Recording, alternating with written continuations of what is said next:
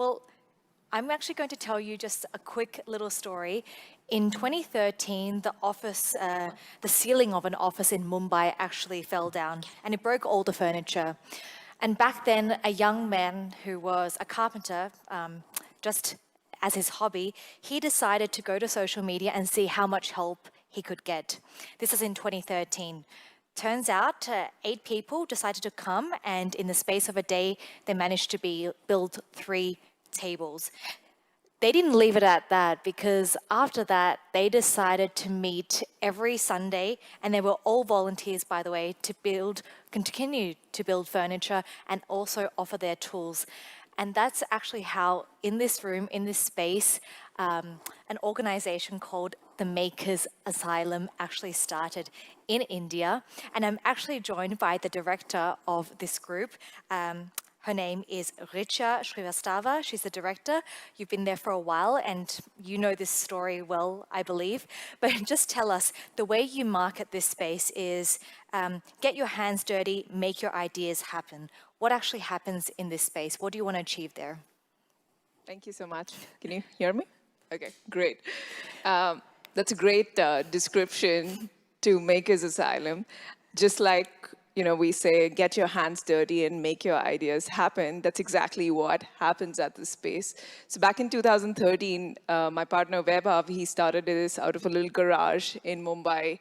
The idea was to create a space for people to come together, share tools, share ideas, and make things.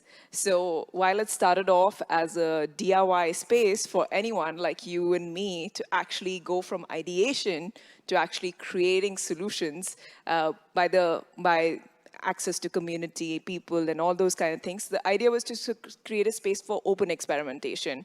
And while it was a DIY space, a lot of people who started coming to the space to explore their ideas did not know how to actually go from thinking about something to actually making it happen. So over the years, what we started doing was designing a lot of programs, workshops, which started getting bigger and bigger to foster our mission of learning by making. And so one part of Makers Asylum is focused around teaching and proliferating the whole idea that you can go from ideation to actually creating solutions. And the other part of Makers Asylum is this whole community of makers, like artists, designers, and all kinds of people who've actually used the space, been part of the programs, that love making. And by the virtue of that, because we also love making, we also design a lot of products. We also help accelerate a lot of startups, also large organizations to think about things and involve the community to create things which are the intersection of hardware, design, and sustainability. So that's what we do. That's in a nutshell. And just to be clear, this space is actually open not just to people who are good with their hands and can build things, but it can also bring some creative ideas to the table. So it's just people like you and me who can walk up there, join, offer some new ideas. But you're not just building anything. You actually want to build things that matter and address SDG goals. That's right. So most of the things that we really focus on creating with the community and by ourselves as well has an element of social impact, because the underlying principles of the space focus on design thinking. We want to empathize with the community, with the people, and then solve problems and just not make products. So design thinking is one large principle on which we work. The other piece of it, because we come from India, is all about frugal innovation, because innovation requires, Tell people what you mean by frugal innovation. Yeah. So by frugal innovation is that, thinking about solutions in the context of very low resources, right? How do you think about solving a problem when you don't have access to funds, materials, maybe even skills? So it's a different mindset. And because India has always been a resource-constrained country, there's something called jugaad, which is called hacking and making things work. But in the context of innovation, that's very exciting because it really accelerates thought to actually doing something. So that's the second underlying principle of, what happens when we look at these solutions. And the last one, of course, is prototyping and rapidly prototyping, because we all can think and we can keep thinking, but till you don't action and don't make, that solution is not really real. So we really believe in doing rather than just thinking. So that's what really happens. And you really have the resources at hand. You're talking about frugal innovation. You need like the bare resources.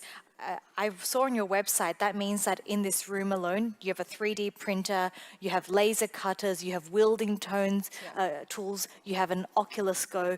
So really, these are physical objects that people can use. They can come in and make whatever they want. I want to tell the audience some of the ideas I saw that you guys have done already.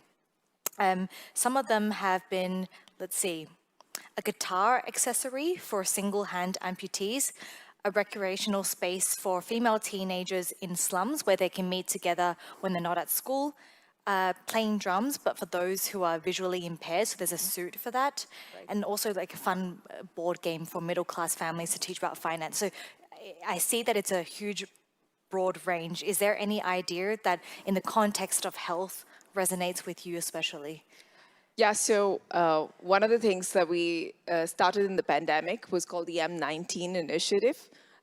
So when the lockdown happened in March 2020, instead of going back home, we decided to quarantine at our space because we had access to all these tools. And we were like, maybe it could be a good idea because we could think about things that could be useful for people and maybe we could make it. So the first thought that came up was to actually work on face shields, because at the time when the lockdown happened in India, it was on the number 3 list of the government in terms of procurement, because there were no PPEs in India. So we started designing these face shields and we started using the laser cutting machine to actually prototype. And soon we realized that there was a massive demand outside. So a lot of hospitals started reaching out to us saying that, we need these things.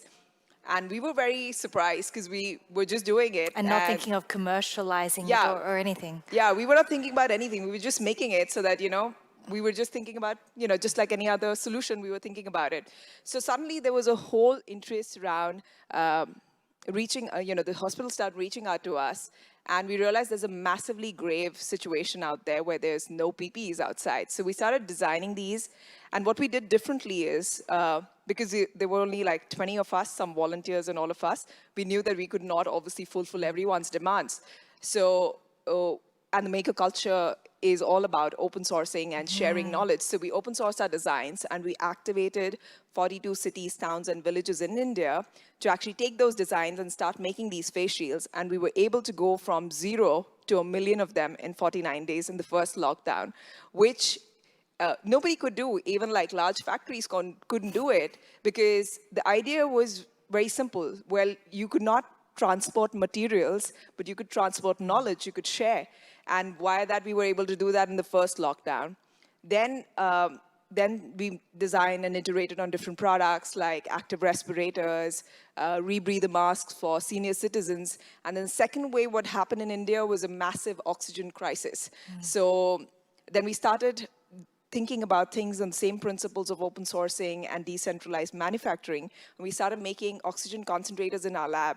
But this time, instead of 42 cities, towns, and villages, we had 150 organizations which were openly researching about making these oxygen concentrators with local materials in India.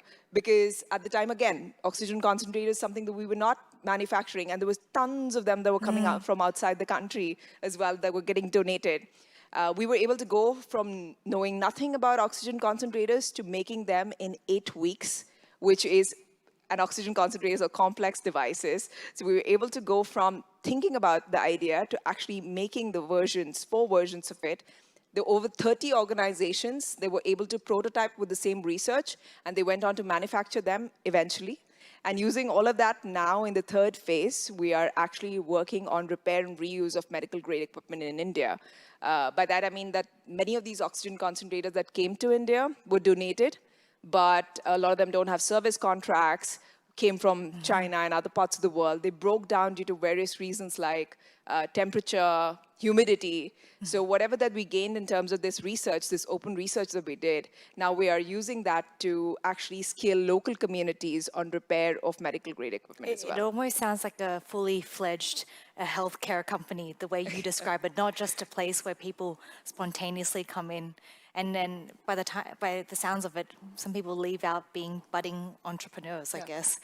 Can you tell me more about this open source innovation? Because that's really at the heart of what you do. You want those ideas to be able to bring a benefit to as wide as a community as possible. You don't want to lock away those ideas in the one room.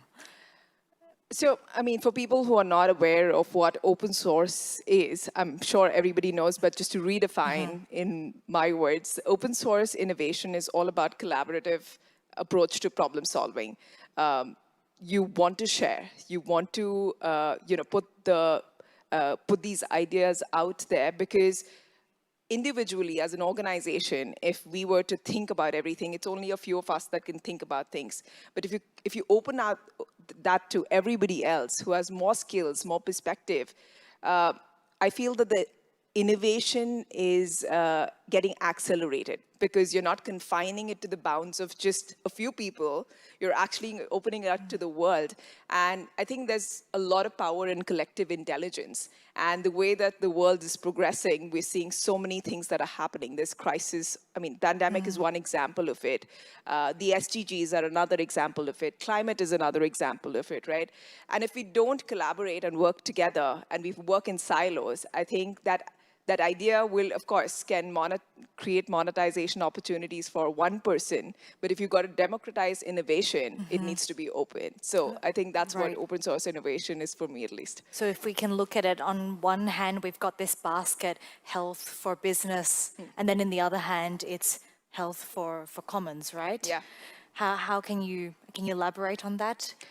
Yeah, so I would say when health for commons is more around... I just think of Wikipedia right now. I just think of Wikipedia, just having access to having everything open source. Yeah, so I would say health commons and the whole idea of involving community in problem solving is primarily what I feel is the definition of health commons. Because even in the pandemic, if you see an example of what we did with the M19 initiative, is not because we are a healthcare company. It was because it was a community-led approach to problem solving. Similarly, if I were to also sort of narrate some stats in the open source space, actually in the first wave, in about 86 countries, maker spaces like us were able to contribute over $200 million worth of personal protective equipment to the healthcare workers, just by open sourcing and involving the community, people with different kind of skills. So, which is a large number for a small community or a makerspace, or people who are just trying to sort of create things because they like making. So, I would think that health commons is more about collaborative, interdisciplinary approach to problem solving and using everyone's skills and perspective to addressing things together, which I think is the new way forward, rather than becoming a company that only focuses on certain things. But I would think that this is the new age way of thinking, collaborating, and actually problem solving. So tell us if anyone is going to or planning to go to India at some time, and if they find themselves actually at the Makers Asylum, can you describe to us what you would actually see there? Paint us a picture. Well, if you do come to Makers Asylum, we are now located in the state of Goa, which is a beautiful state with beaches and mountains and rivers. It's very much in nature. We are inside this 100-year-old Goan Portuguese house, which is converted into a makerspace. So as soon as you enter, you'll find a lot of tools and equipments which are kept out there in the open space for you to come and see and talk to them, because we want to make the machines friendly, because people are often intimidated by working with machines. So it's out in the open. You can interact with it. You can see what it does. A lot of equipment, of course, and then a beautiful community of different kinds of people actually working on their ideas, sharing, learning, and accelerating together. Yeah. Wonderful. And it's also a plus that it's near the beach as well. And finally, you're here at the Geneva Health Forum.